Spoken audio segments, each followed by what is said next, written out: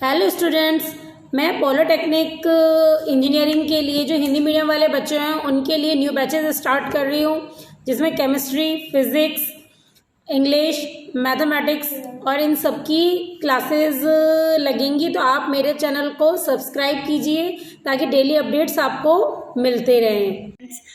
आज अपन applied chemistry का atomic structure का इंट्रोडक्शन स्टार्ट करेंगे। सबसे पहले अपन ये देखेंगे कि सबसे पहले आए साइंटिस्ट जॉन डाल्टन।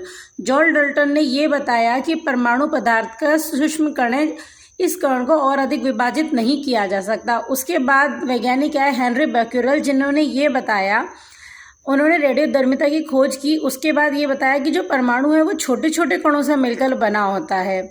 उसके बाद जो जे थॉमसन है, उनने एटॉमिक स्ट्रक्चर में महत्वपूर्ण योगदान ये दिया कि उनने इलेक्ट्रॉन की खोज की और सबसे पहले परमाणु का इलेक्ट्रॉनिक मॉडल दिया। उसके बाद साइंटिस्ट आए रदरफोर्ड और इन्होंने परमाणु का नाभिकीय मॉडल दिया। इस प्रकार से विभिन्न प्रकार के वैज्ञानिकों ने परमाणु के बारे में जानकारी दी। अब इस लेसन को शुरू करने से पहले हम ये बात करेंगे कि इस लेसन में टॉपिक क्या क्या कंसिडर होंगे। तो इस लेसन में सबसे पहले जो टॉपिक आएंगे वो आएगा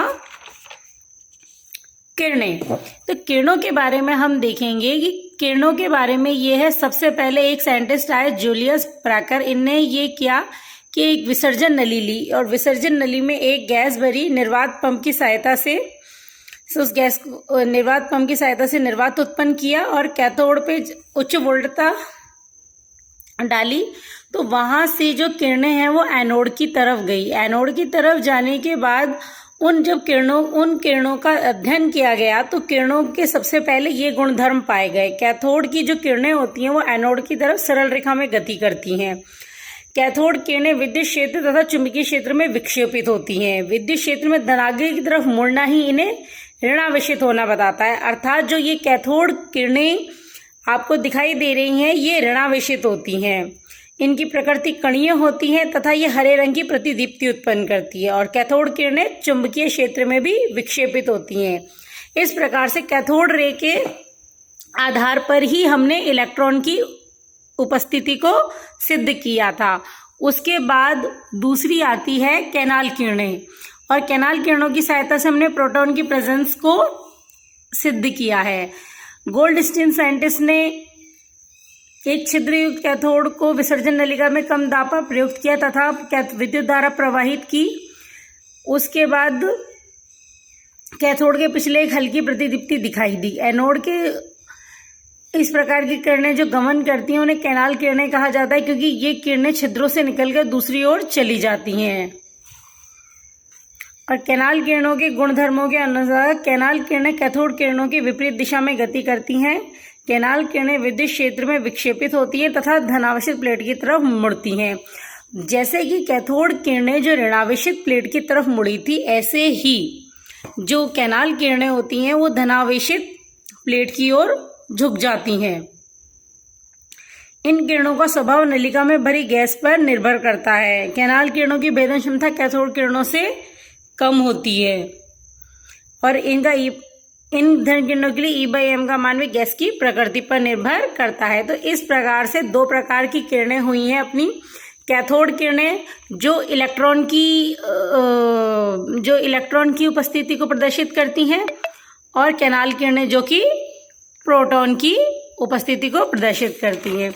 इसके बाद हम परमाणु के अवयव के बारे में बात करेंगे। तो आप सब जानते ही हैं परमाणु के 3 अवयव हैं, इलेक्ट्रॉन, प्रोटॉन और न्यूट्रॉन। इलेक्ट्रॉन की खोज जे थॉमसन ने की, नाम इसका स्टोनी ने दिया। इसका प्रदर्शन इस प्रकार किया जाता है। आवेश इसमें 1.6 × 10⁻⁻19 कूलम ऋणावेश होता है। इसी प्रकार से इसका E/m ज्ञात करें तो E/m ज्ञात करने के लिए मुलिकन ने तेल बिंदु प्रयोग किया था। उसके अनुसार इसके द्रव्यमान का मान 9.1 × 10⁻31 किलोग्राम आता है और इलेक्ट्रॉन के आधार पर ही किसी तत्व के भौतिक और रासायनिक गुण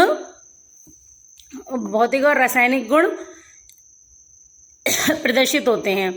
यह परमाणु का मूलभूत कण है जो रासायनिक संयोग में भाग लेता है। इसी प्रकार दूसरा आता है प्रोटॉन। तो प्रोटॉन के बारे में आप देखें तो प्रोटॉन की खोज की है गोल्डस्टीन ने।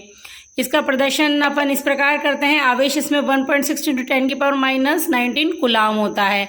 इलेक्ट्रॉन और प्रोटॉन का आवेश बराबर होता है, पर उनका धनात्मक और ऋणात्मक का अंतर होता है। इसी प्रकार जे थॉमसन ने इसके E/m से इसके द्रव्यमान की कैलकुलेशन की, तो इसका द्रव्यमान 1.672 × 10⁻27 किलोग्राम आता है। प्रोटॉन के द्रव्यमान को अवोगाद्रो संख्या से गुणा करने पर किसी भी गैस का मोलर द्रव्यमान प्राप्त होता है। इसी प्रकार से जो प्रोटॉन की संख्या होती है वो किसी भी तत्व के परमाणु क्रमांक को प्रदर्शित करती है, और किसी भी तत्व में इलेक्ट्रॉन और प्रोटॉन की संख्या बराबर होती है, इसलिए वो परमाणु उदासीन होता है। अब अपन बात करेंगे न्यूट्रॉन की। तो न्यूट्रॉन की खोज की चैडविक ने, इसका प्रदर्शन 0n1 से करते हैं। इसमें आवेशित ये उदासीन होता है। द्रव्यमान इसका 1.675 × 10⁻27 किलोग्राम, जो कि प्रोटॉन से थोड़ा सा ज्यादा है। इसी प्रकार से जो न्यूट्रॉन एक मूलभूत कण है जो सभी परमाणुओं के नाभिक में पाया जाता है। इसमें सिर्फ एक हाइड्रोजन एक ऐसा परमाणु है जिसमें न्यूट्रॉन नहीं पाया जाता। अगर किसी एक तत्व के विभिन्न नाभिकों में न्यूट्रॉन की संख्या अधिक हो तो उन्हें समस्थानिक कहा जाता है। अब हमने इसका जनरल इंट्रोडक्शन पढ़ लिया। अब हम परमाणु के लिए दिए गए जो बहुत सारे परमाणु प्रतीप हैं, उसमें सबसे पहले आएगा रदरफोर्ड का परमाणु प्रतीप। रदरफोर्ड की जो जितनी भी कमियां थी उनको दूर किया था नील्स बोर ने, और फिर नील्स बोर के बाद आया था सोमरफेल्ड का परमाणु प्रतिरूप। जो ही अपन तीनों प्रकार के परमाणु प्रतिरूप इस सेशन में पढ़ेंगे। रदरफोर्ड ने एक प्रयोग किया, उसने उसमें एक रेडियम से प्राप्त अल्फा कणों की बौछार 0.004 mm मोटी सोने की पतली पर्णिका पर करवाई। निष्कर्ष प्राप्त करने के लिए जिंक सल्फाइड के पर्दे का उपयोग किया।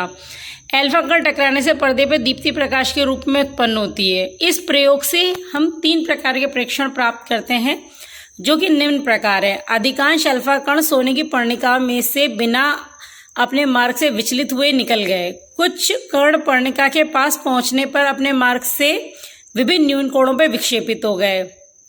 एक अप्रत्याशित घटना घटी, जो कि इस प्रकार थी कि इतने सारे अल्फा कणों में एक कण ऐसा था जो 180 डिग्री पर वापस लौट आया, और यह रदरफोर्ड के लिए इतना ही अविश्वसनीय था जैसे कि एक 14 इंच मोटी तोप से निकाला गया बम का गोला एक पतले कागज से टकराकर लौट आया और उसी चलाने वाले पे वार करे। तो निम्न प्रेक्षणों के आधार पर रदरफोर्ड ने ये निष्कर्ष निकाले कि अल्फा कण की जो अल्फा कण बिना विचलित हुए निकल गए, यानी अधिकांश भाग परमाणु का खोखला है। कुछ कण पर्णिका से टकराकर विचलित हो जाते हैं। ऐसा परमाणु के कुछ भाग में आवेश स्थित होता है जो कणों को विचलित कर देता है। तीसरा जो सबसे इम्पोर्टेंट चीज है वो ये है कि कुछ कण अपने मार्ग से जो वापस आ गए वो ये सिद्ध करता है कि परमाणु में एक धनावेशित भाग भी उपस्थित होता है, जिसके कारण ये अल्फा कण प्रतिकर्षित हुए हैं और इसी धनावेशित भाग को नाभिक कहा है। रदरफोर्ड ने नाभिक का व्यास और परमाणु का व्यास ज्ञात किया। नाभिक का व्यास 10⁻15 है, 10⁻15 मीटर है, और जो परमाणु है उसका व्यास 10⁻10 मीटर है। लेकिन जो रदरफोर्ड ने ये जो अपना परमाणु प्रतीप दिया था, इसमें भी निम्न प्रकार की जो हर उसमें कमियां होती हैं वो विभिन्न वैज्ञानिकों ने निकाली। और इसके अनुसार जो रदरफोर्ड में कमियां थी वो ये थी कि जो प्रत्येक परमाणु का अधिकांश भाग